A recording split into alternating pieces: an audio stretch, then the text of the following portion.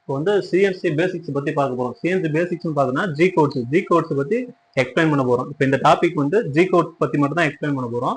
G கோட்ல important பத்தி மட்டும் தான் பார்க்க போறோம். இம்பார்ட்டன்ட்னா நிறைய கோட்ஸ் இருக்கு, ஜி கோட்ல நிறைய கோட்ஸ் இருக்கு. ஆனா நமக்கு இப்போ தேவையானது ப்ரோக்ராம் நம்ம பார்க்க போறதுக்கு தேவையான கோட்ஸ் மட்டும் தான் நான் எழுதியிருக்கேன். அதை பத்தி மட்டும் எக்ஸ்பிளைன் பண்ண போறோம்.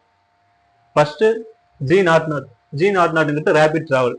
அதாவது ஒரு ஜாப்ல டூல் எவ்வளவு தூரம் மூவ் ஆகுங்க, ரேபிட்டா மூவ் ஆகுங்கிறது சொல்லிதான் ஜி நாட். அதாவது ஜி நாட்னா ஸ்பீடா எவ்வளவு ஸ்பீட்ல மூவ் ஆகுமோ அவ்வளவு ஸ்பீட்ல மூவ் ஆகும். அதுதான் ஜி நாட்ங்கிறது நம்ம யூஸ் பண்றோம். சரியா? ஜி நாட் ஒன்னுன்னா லீனியர் இன்டர்போலேஷன் சொல்லுவாங்க. அதாவது லீனியர் இன்டர்போலேஷன்னா ஒரு ஜாப்ல லீனியரா டூல் மூவ் ஆகுறதுதான் லீனியர் இன்டர்போலேஷன் சொல்றோம். ஒரே நேர்கோட்டில் போகணும்னு சொல்லுவாங்களே, அந்த மாதிரி லீனியரா மூவ் ஆகிறது பேர் தான் லீனியர் இன்டர்போலேஷன். சரியா? அதுக்கு அடுத்தது பாத்தீங்கன்னா ஜி நாட் டூங்கிறது சர்க்குலர் இன்டர்போலேஷன். சர்க்குலர்னா ஒண்ணும் இல்லை, சர்க்குலர் இன்டர்போலேஷன் CWனா கிளாக் வைஸ். அதாவது ஒரு டூல் ஆனது கிளாக் வைஸ்ல மூவ் ஆகணுமா ஆன்டி கிளாக் வைஸ்ல மூவ் ஆகணுமாங்கிறது சொல்றது G naught 1. G naught 2. G naught 3ங்கிறது க்ரோத் கிளாக் வைஸ் இல்ல ஆன்டி கிளாக் வைஸ் சொல்லுவாங்க. அதாவது ஆப்போசிட் டைரக்ஷன்ல வரும். இப்போ கிளாக் வைஸ்னா கிளாக் டைரக்ஷன்ல மூவ் ஆகும். ஆப்போசிட் வந்து க்ரோத் கிளாக் வைஸ்னா ஆப்போசிட் டைரக்ஷன்ல மொத்தமா மூவ் ஆகும். அதான் ஜி நாட் 3ங்கிறது. அதுக்கு அடுத்தது ஜி நாட் 4. ஜி நாட் 4னா டிவெல்ங்கிறது ஓடிட்டு இருக்க டூல் ஆஃப் ஆவர் தான் டிவெல். ஸ்டாப் ஆகிறதுக்கு பேர் தான் டிவெல். அடுத்தது பாத்தீங்கன்னா G10ங்கிறது work offset into program. Work offset into ப்ரோக்ராம்னா ப்ரோக்ராம் எடுத்து மெயின் ப்ரோக்ராம்ல நம்ம என்டர் பண்றோம் அந்த ஒர்க் ஆஃப்செட். அதாவது நம்ம நார்மலா பார்த்தோன்னா XY ஆஃப்செட் எடுக்கிறோம்னா உள்ள ஒர்க் ஆஃப்செட் G54ல இருந்து 59க்குள்ள நம்ம போய் என்டர் பண்ணிக்கலாம். அது வந்து நார்மலா நம்ம என்டர் பண்றது. G10ங்கிறது என்னன்னா அதை எடுத்துட்டு வந்து நம்ம ஸ்ட்ரைட்டா ப்ரோக்ராம்ல என்டர் பண்ணிக்கலாம். ப்ரோக்ராம்ல XY எங்க மூவ் ஆகணுங்கிறது இது வந்து பர்மனண்டா இருக்கும். நம்ம எப்பவுமே இதை யூஸ் பண்ணலாம். அதாவது பிக்சரான ஒரே ஜாப் கண்டினியூஸா ஓடுதுன்னா அதுக்கு நம்ம யூஸ் பண்ணிக்கலாம். ஒரே பிக்சர் மட்டும் தான் ஓடுது, வேற எதுவுமே போடல அப்படின்ற பட்சத்துல நம்ம G10ங்கிறத யூஸ் பண்ணிக்கலாம். சரியா? G11 அந்த G10 ப்ரோக்ராம் கேன்சல் பண்றதுதான் G11. அவ்வளவுதான். அதுக்கடுத்து G15ங்கிறது போலார் கோஆர்டினேட் ரொட்டேஷன் சொல்லுவாங்க. அதாவது ஒரு ஜாப் ஒரு ட்ரில் வந்து ஆங்கிள் அடிக்குது இல்ல, அந்த ஆங்கிள் நம்ம கொடுக்கறதுக்கு இந்த G15 தான் யூஸ் பண்ணுவோம். G15 போலார் கோஆர்டினேட்டர் ஆஃப்னு சொல்லுவாங்க. அதாவது G16ங்கிறது ஆன் பண்றது. நம்ம G16ங்கிறது போலார் கோஆர்டினேட்டர் ஆன் பண்றோம். G15ங்கிறது போலார் கோஆர்டினேட்டர் ஆஃப் பண்றது 15ங்கிறது. அவ்வளவுதான். G17ங்கிறது XY பிளைன் செலெக்ஷன். அதாவது பார்த்தீங்கன்னா ஒரு டூல் இருக்கு, டூல் ஜெட் டைரக்ஷன்ல மூவ் ஆகும், பெட் வந்து XY டைரக்ஷன்ல மூவ் ஆகும். சரியா?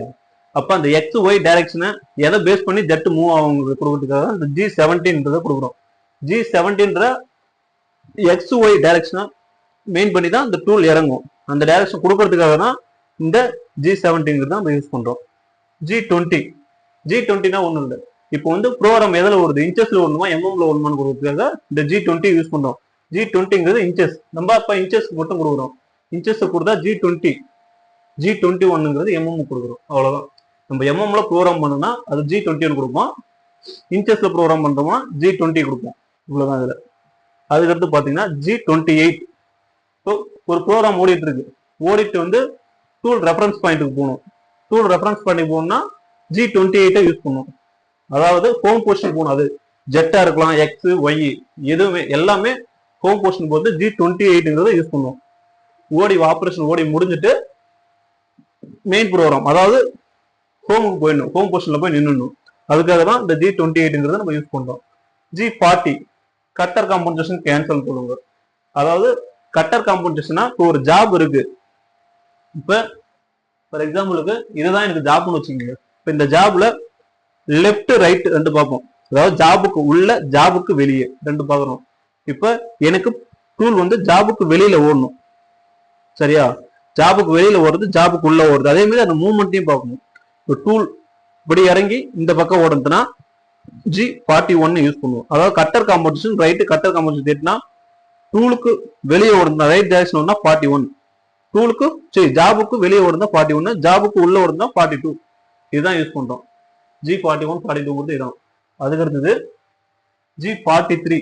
G43னா tool length compensation plus direction. Tool எந்த டைரக்ஷனா நம்ம மூவ் பண்ணணும், இப்போ டூல் இருக்குன்னா டூல் நம்ம எந்த டைரக்ஷன்ல அதை மூவ் பண்ணணும் அப்படின்றத நம்ம சொல்றது தான் G43.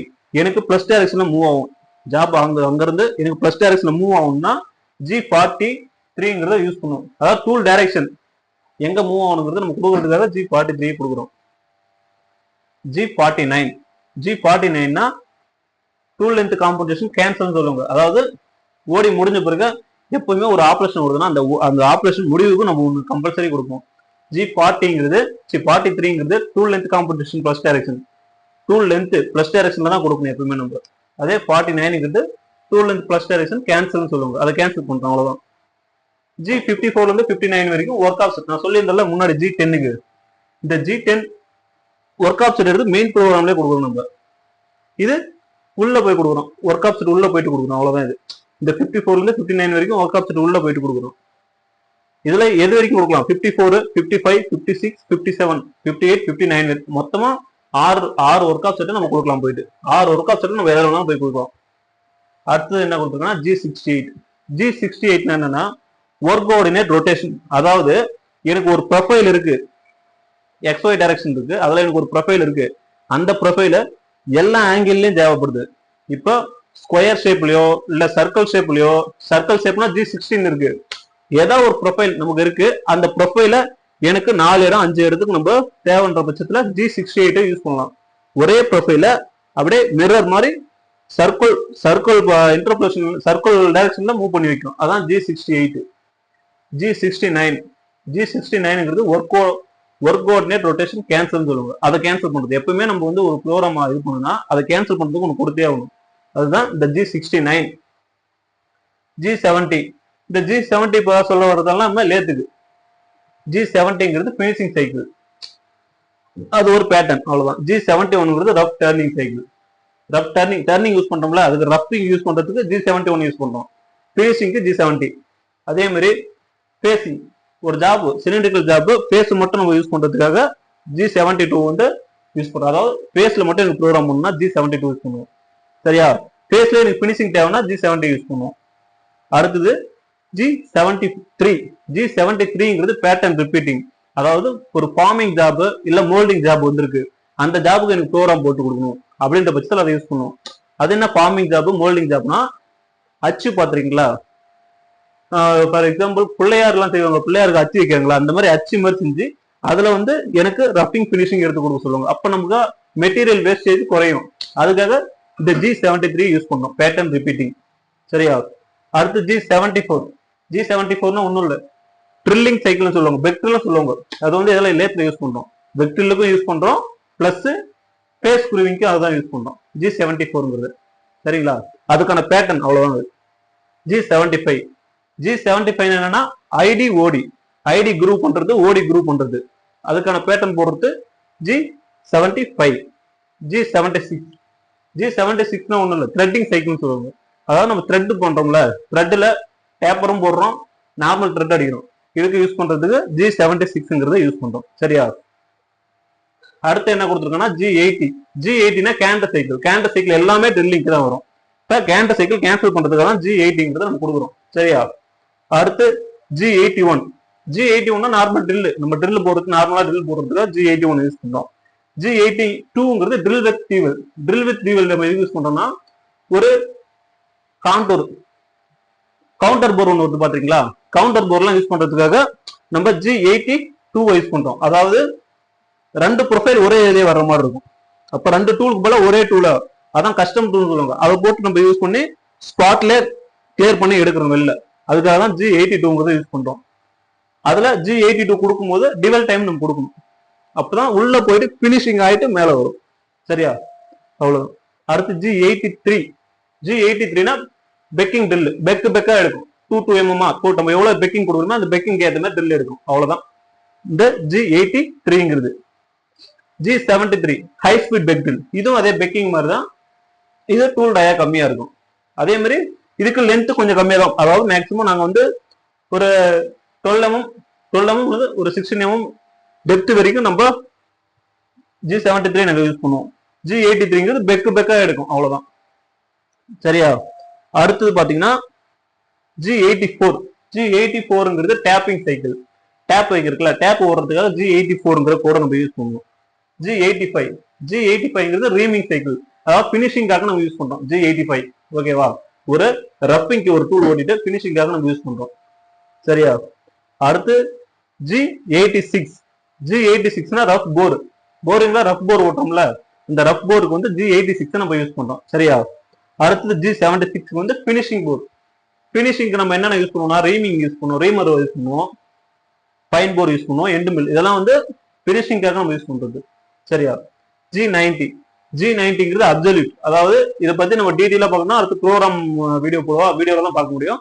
அப்பதான் உங்களுக்கு டீட்டெயில் புரியும். அப்சல்யூட், இன்கிரிமெண்டல், இது ரெண்டையும் அவர் சொல்றாங்க. ஆனா அதுக்கு கோட் மட்டும் ஞாபகம் வச்சுங்க. G90, G91. அடுத்து G94 feed per minute, feed per revolution.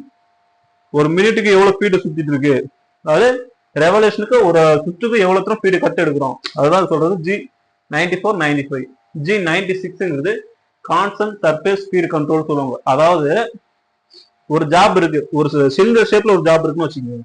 அந்த சிலிண்டர் ஷேப்ல ஒரு ஜாப் வந்து ஸ்பீடை நம்ம அதிகமா கொடுக்க முடியாது. அது டயா ஒரு 100 mm இருக்குன்னு வச்சுக்கோங்க. அந்த 100 mmக்கு நம்ம அதிகமா கொடுக்க முடியாது. அப்ப ஸ்பீட் ரேட்டை கம்மி பண்ணிட்டே வந்து இன்க்ரீஸ் பண்ற மாதிரி இருக்கும். இதுல வந்து நம்ம 2 கொடுப்போம். G50ங்கிறது ஒன்று கொடுப்போம்.